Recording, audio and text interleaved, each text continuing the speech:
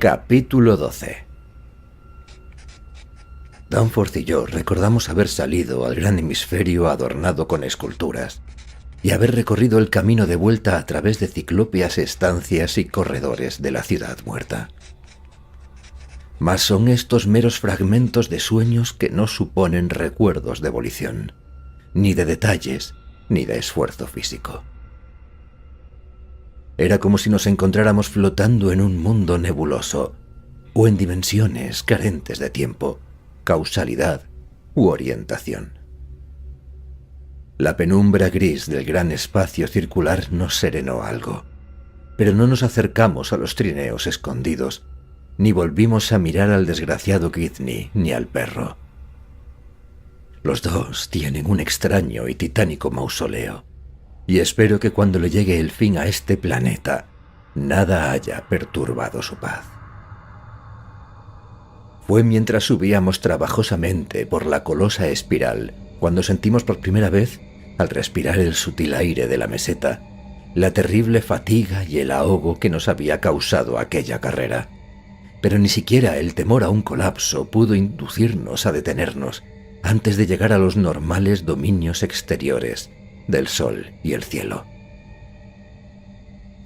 Hubo algo vagamente apropiado en nuestro abandono de aquellas soterradas épocas, pues según subíamos jadeantes por la rampa del cilindro de 60 pies y arquitectura más que megalítica, vimos al pasar una continua procesión de magníficas fallas plasmadas con la técnica depurada anterior a la decadencia de la raza desaparecida. Un adiós de los primordiales, esculpido hacía 50 millones de años. Al salir finalmente por la parte superior, nos encontramos sobre un gran montón de piedras desmoronadas, con los muros curvilíneos de otras estructuras más altas elevándose al oeste, y las taciturnas cumbres de las grandes montañas asomando a lo lejos, sobre los edificios más derruidos que se veían hacia el este. El bajo sol antártico de medianoche asomaba rojizo al sur por encima del horizonte, mirándonos a través de agrietadas ruinas, y la tremenda antigüedad y falta de vida de aquella ciudad de pesadilla parecían más crudas en contraste con cosas relativamente conocidas y habituales, como los detalles del paisaje polar. Arriba, el cielo era una masa convulsa y opalescente de tenues vapores helados, y el frío se nos agarraba a las entrañas. Soltamos cansadamente las bolsas del equipo, a las que nos habíamos aferrado de forma instintiva durante nuestra desesperada huida, y nos abotonamos las ropas de abrigo con vistas a la bajada del escabroso montón de piedras y al recorrido a través del antiquísimo laberinto pétreo hasta las laderas en que nos aguardaba el aeroplano. De lo que nos había hecho huir de aquella secreta y arcaica oscuridad de la Tierra, nada dijimos. En menos de un cuarto de hora encontramos la empinada cuesta, probablemente antigua escalinata, que conducía a las estribaciones y por la cual habíamos bajado. Y pudimos ver el bulto oscuro del aeroplano entre las ruinas diseminadas por la pendiente que teníamos delante. Como a medio camino, nos detuvimos unos instantes para recobrar el aliento, y volvimos la cabeza para contemplar una vez más el fantástico y desordenado conjunto de pétreas siluetas que se veían a nuestros pies, recortadas misteriosamente una vez más contra un occidente desconocido. Al hacerlo, vimos que el cielo del fondo había perdido la neblina mañanera. Los volátiles vapores del hielo habían ascendido hasta el cenit, en donde sus burlonas siluetas parecían estar a punto de formar algún extraño dibujo que temieran definir de forma plena o concluyente. Se revelaba ahora en el lejano horizonte blanco de más allá de la grotesca ciudad una tenue y difusa línea de picos color violeta, cuyas aguzadas cumbres se elevaban como en un sueño contra el cautivador color rosa del cielo occidental. Hacia la altura de este tembloroso borde ascendía gradualmente la inmemorial altiplanicie, y el hundido cauce del río desaparecido la cruzaba serpeando como irregular cinta de sombra. Durante un segundo admiramos, conteniendo el aliento, la cósmica belleza sobrenatural del espectáculo. Y luego, un vago terror comenzó a apoderarse de nosotros. Pues aquel lejano contorno violáceo no podía ser sino las terribles montañas de la Tierra Prohibida. Y las más altas cumbres de la Tierra y el centro de todo el mal terrestre. El albergue de horrores sin nombre y de secretos arcaicos, rehuidos y respetados por quienes temían desentrañar su significado. Lugares nunca hollados por ningún ser vivo terrenal, pero visitados por siniestros resplandores y transmisores de extraños haces de luz a través de las planicies de la noche polar. Sin duda alguna, el desconocido arquetipo del temido Kadaz en el helado desierto de más allá de la aborrecida Leng, a la que aluden, evasivamente, los meros mitos legendarios. Si los mapas y los bajorrelieves de aquella ciudad prehumana no mentían, aquellas misteriosas montañas color violeta no podían encontrarse a una distancia muy inferior a las 300 millas. Y, sin embargo, su apagada y hechizada silueta se recortaba con total pureza por encima del remoto y nevado borde, como el filo serrado de un monstruoso y extraño planeta, a punto de ascender hacia desacostumbrados cielos. Su altura tenía que ser, por tanto, tremenda e incomparable, llevándolas hasta tenues estratos atmosféricos, solamente poblados por espectros incorpóreos, de los cuales algunos osados aviadores han podido hablar apenas entre susurros luego de haber conservado milagrosamente la vida tras caídas inexplicables. En tanto que las contemplaba, pensé con inquietud en ciertas esculpidas insinuaciones acerca de lo que el gran río desaparecido había arrastrado hasta la ciudad desde sus malditas laderas. Y me pregunté en qué proporción estarían representadas la razón y la insensatez en el miedo de los primordiales que tan recelosos se mostraban de esculpirlas. Recordé que su extremo septentrional tenía que estar próximo a la tierra de la Reina María, donde en aquellos momentos la expedición de Sir Douglas Mawson estaría trabajando seguramente a una distancia de menos de 1000 millas de donde me hallaba, y deseé que ningún malhadado accidente permitiera a Sir Douglas y a sus hombres columbrar lo que pudiera haber más allá de la protectora cordillera de la costa. Estos pensamientos dan una idea del estado de nerviosa inquietud en que me hallaba, y Danforth parecía estar aún peor. No obstante, mucho antes de dejar atrás las ruinas en forma de estrella y de llegar junto al aeroplano, nuestros temores pasaron a centrarse en la cadena inferior, pero suficientemente elevada que tendríamos que cruzar. Desde aquellas laderas, las que se alzaban negras y cubiertas de ruinas, desnudas y horribles contra el este, volvían a recordarnos las extrañas pinturas asiáticas de Nicholas Roerich. Y cuando pensamos en los pavorosos entes amorfos que podrían haber ascendido reptando y esparciendo su hedor hasta lo más alto de los horadados pináculos, no pudimos evitar estremecernos ante la perspectiva de sobrevolar de nuevo aquellas bocas de cueva abiertas al cielo, en las que el vendaval gemía con malignos silbidos musicales que cubrían una escala de desacostumbrado alcance.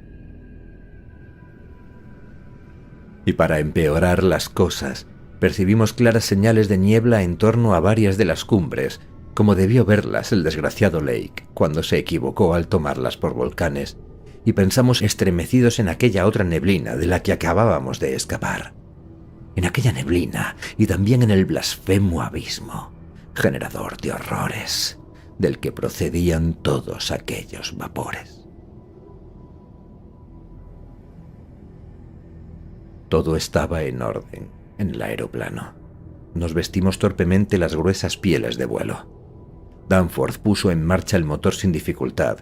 Despegamos suavemente y volamos por encima de aquella ciudad maldita. Bajo nosotros, los ciclópeos edificios arcaicos aparecían diseminados como los vimos la primera vez. Comenzamos a ganar altura y a virar para probar el viento antes de enfilar la garganta. A grandes alturas debía haber una gran perturbación atmosférica, pues las nubes de polvo de hielo del cénit se retorcían formando toda clase de extrañas figuras. Pero a 24.000 pies, la altura que necesitábamos alcanzar para pasar por el desfiladero, encontramos condiciones de vuelo favorables. Al aproximarnos a las puntiagudas cumbres, volvimos a oír los extraños silbidos del viento, y vi que las manos de Danforth temblaban sobre las palancas de mando. Aunque un simple aficionado, pensé que en aquel momento tal vez fuera yo mejor que él para gobernar el avión, al cruzar la cordillera volando en la vecindad de aquellos picachos. Y cuando le hice señas para que cambiáramos de asiento, Danforth no protestó. Traté de poner en práctica toda mi escasa pericia y el control de mí mismo, y dirigí la mirada hacia el trozo de cielo rojizo que se asomaba por entre las paredes del desfiladero, negándome decididamente a prestar atención a los jirones de niebla de las cumbres, y deseando tener taponados los oídos, como los marineros de Ulises al pasar cerca de la costa de las sirenas, para no oír los inquietantes silbidos del viento. Pero Danforth, relevado de su tarea como piloto y excitado de forma peligrosa, no podía estarse quieto. Sentí cómo se volvía una y otra vez para mirar hacia atrás, a la terrible ciudad que se iba alejando, hacia adelante, en dirección a las cumbres horadadas por las cuevas y a los cubos que se adherían a ellas como moluscos, hacia un lado, para contemplar el adusto mar de laderas salpicadas de bastiones, y hacia arriba, para mirar al cielo en que hervían nubes de grotesca configuración. Fue entonces, en el momento en que yo trataba de atravesar sin peligro la garganta, cuando sus dementes gritos estuvieron a punto de provocar un desastre al hacerme perder el control de los mandos y manejarlos torpemente durante unos instantes. Un segundo más tarde venció mi decisión y cruzamos la garganta sin novedad. Pero temo que Danforth ya nunca vuelva a ser el de antes. He dicho que Danforth se negó a decirme qué postrero horror le hizo gritar tan insensatamente. Horror que, estoy seguro de ello, es el principal responsable de su actual crisis nerviosa. Conversamos a voces a ratos, dominando los silbidos del viento y el ruido del motor, una vez que logramos llegar al otro lado de la cordillera y fuimos descendiendo lentamente camino del campamento. Pero tales retazos de conversación versaron principalmente sobre las promesas que habíamos hecho de guardar el secreto al abandonar aquella ciudad muerta de pesadilla.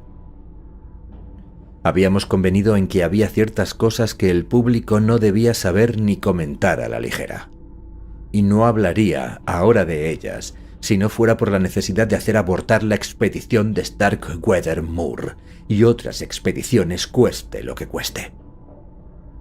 Es absolutamente necesario para la paz y la seguridad de la humanidad que algunos rincones oscuros y muertos, algunas profundidades insondables de la Tierra, no sean perturbados.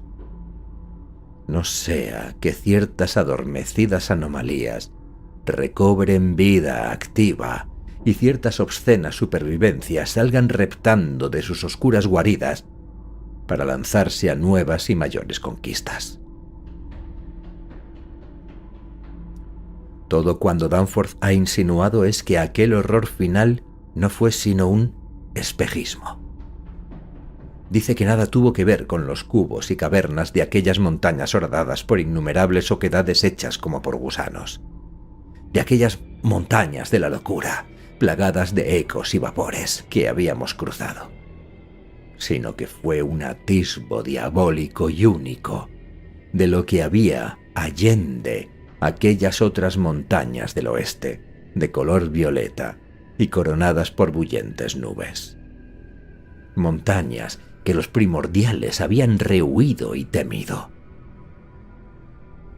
Es muy probable que todo ello fuera una pura ilusión nacida de la tensión que habíamos padecido y del espejismo producido el día anterior cerca del campamento de Lake, cuando vimos, sin poder reconocerla, la ciudad muerta del otro lado de la cordillera. Pero para Danforth fue tan real que todavía padece su influencia.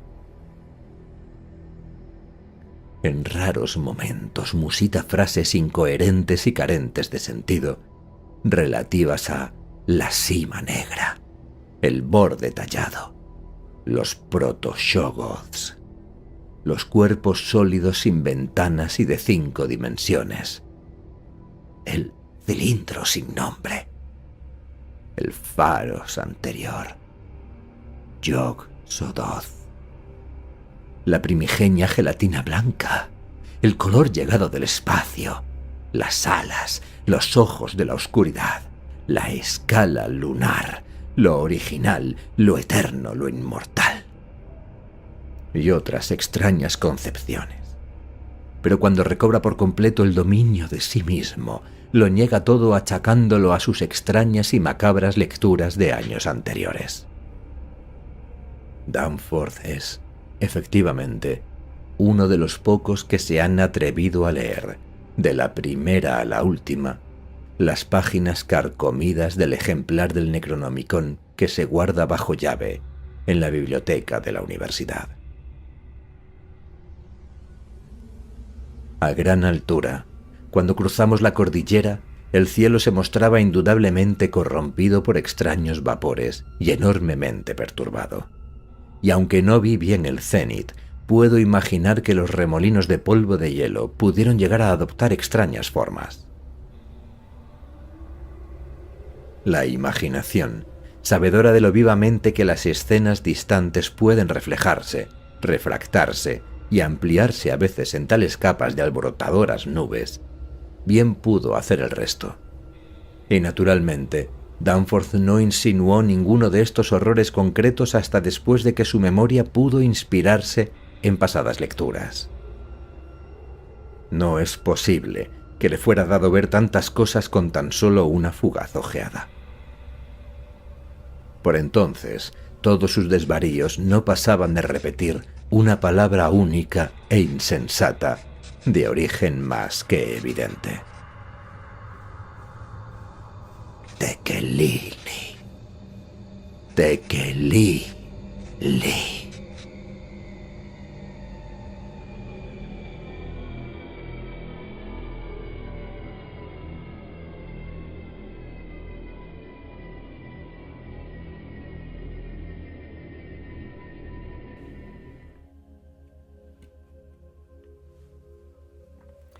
Hola, ¿qué tal estás? Soy Marc Resotto, la voz que te ha acompañado durante estas más de 5 horas de grabación de En las montañas de la locura. Como puedes ver, no soy una inteligencia artificial, soy una persona de carne y hueso como tú y como todos los que asistís a las grabaciones que hago en La Fatiga del Ruido, así como todos aquellos que asistíais a las grabaciones de mi antiguo canal, cuyo nombre prefiero no decir por temas de que el algoritmo no se mosquee de repente, pero que fue eliminado en su día. En cualquier caso, quería recalcar aquí la importancia que tiene la inteligencia humana frente a la inteligencia artificial. Lovecraft, H.P. Lovecraft, escribía estas historias que os grabo aquí en La Fatiga del Ruido con toda mi ilusión y todo mi cariño, con una pluma estilográfica sobre papel. Si entráis en Wikipedia o en otras páginas web podréis encontrar imágenes de los manuscritos, de los borradores de las historias, que más tarde se publicarían en revistas como Astounding Magazine, Weird Tales o en ocasiones, como por ejemplo las obras sobre Innsmouth, en novelas con editorial. Era, por lo tanto, una escritura artesanal, fruto de una mente humana, con sus propias experiencias, prejuicios y bueno, sus capacidades y sus cualidades puramente humanas. Si todos los humanos fuésemos exactamente iguales, si todos hubiéramos leído exactamente los mismos libros, si hubiésemos escuchado la misma música, si hubiéramos tenido la misma vida, todos escribiríamos prácticamente lo mismo. ¿Y cuál sería entonces la gracia de todo esto? Eso es lo que hace la inteligencia artificial. Y yo personalmente, aunque estoy a favor de ciertas cosas, en otras no. Todos los vídeos que grabo aquí en Divergencia, en la fatiga del ruido,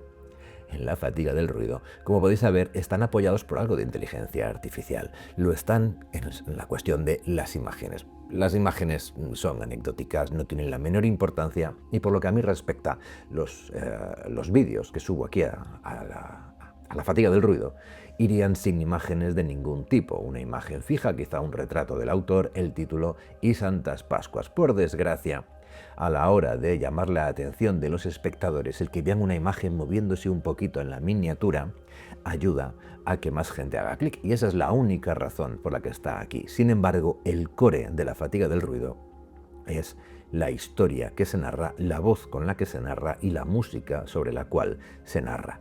Todo eso está creado por seres humanos. Sin inteligencia artificial, la voz es la mía, modulándola de diferentes maneras, interpretando a diferentes personajes, como descubriréis en otros vídeos y otras historias del canal. Por supuesto, trabajada, limpiada, editada a fondo, vamos, muchísimo. Las músicas son de Epidemic Sound, ¿vale? Pago licencia por ello. Y son músicas creadas también por seres humanos. Y únicamente las imágenes de fondo, que por lo que a mí respecta las podéis quitar y poner el vídeo en una ventana minimizada del navegador, están ahí simplemente, pues bueno, para acompañar un poquito y ya está. Porque por desgracia yo no puedo dedicarme también a hacer eso.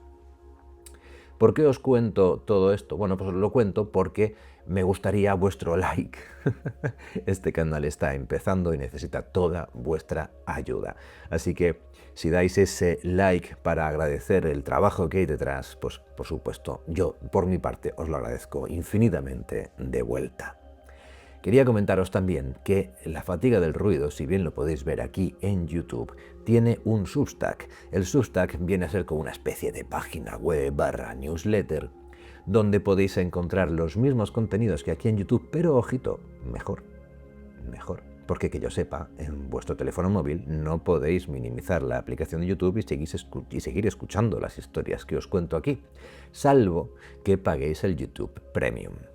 Bien, pues que sepáis que todo lo que subo al canal de YouTube en algún momento aparecerá en Substack. Y en Substack sí que podréis minimizar la aplicación y seguir escuchando mientras hacéis otras cosas sin tener la aplicación de YouTube abierta como os pasa aquí.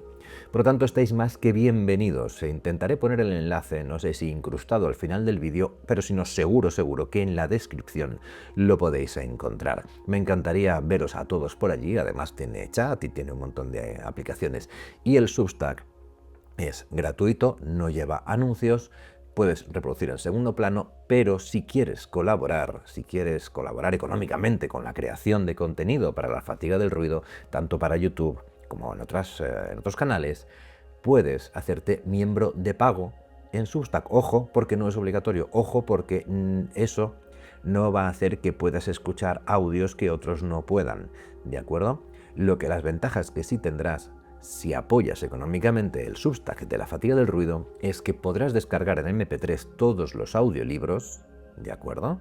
Tendrás un apartado específico para miembros de pago en cada post donde podrás descargar el MP3 del audiolibro y guardártelo para ti, para escucharlo donde, cómo y cuando quieras o regalárselo a quien te dé la gana.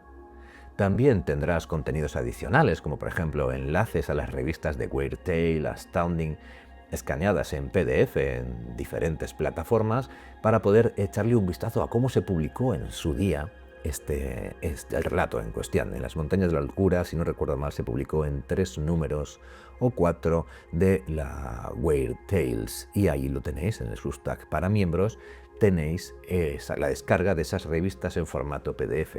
También tendréis, cuando merezca la pena, el audio, la pista de audio, la banda sonora que he creado para cada relato, por si queréis descargarla y usarla como música ambiental o para escribir o para leer. Hay un ejemplo aquí en el canal que lo hice sobre la banda sonora, no sé si de La sombra de Innsmouth, o no recuerdo ahora mismo de qué relato, la colgué aquí a ver qué tal funcionaba. Bien, pues cuando entréis al apartado de miembros del Substack de ese relato, tendréis la posibilidad también de descargaros el MP3 de la banda sonora. Y en general, cualquier cosa que vaya viendo yo que tiene valor, que tiene interés, que aporta algo más a la experiencia de disfrutar de estas historias de Lovecraft o de otros autores. Hasta el momento nos estamos centrando mucho en La fatiga del ruido, en Lovecraft, pero hay también Poe, Arthur Machen, no sé cómo se pronuncia, que me lo han sugerido, pero también es de dominio público, también aparecerá por aquí.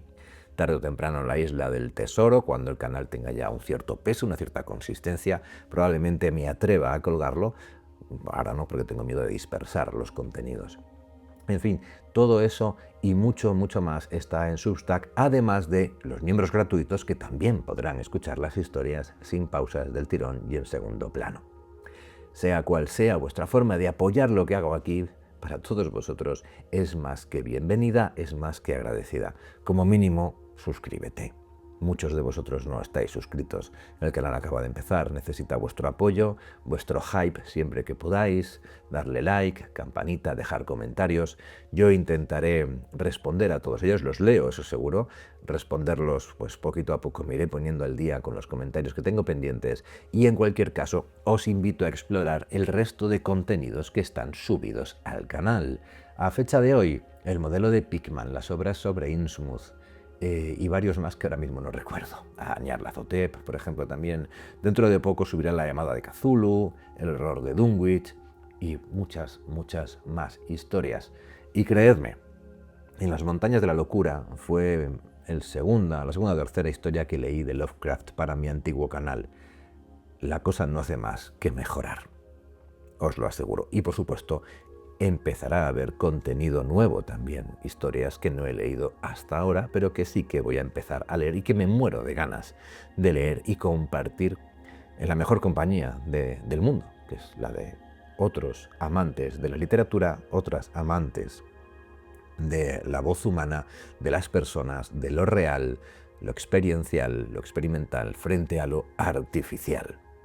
Muchísimas gracias por elegirme para huir del ruido que nos rodea y sumergirnos en historias de otra época, de épocas más tranquilas, donde todavía quedaban rincones inexplorados, planetas sin descubrir en los que quizá se ocultasen entidades cósmicas para los cuales somos poco más que hormigas o microbios. Muchísimas gracias por acompañarme. Seguimos.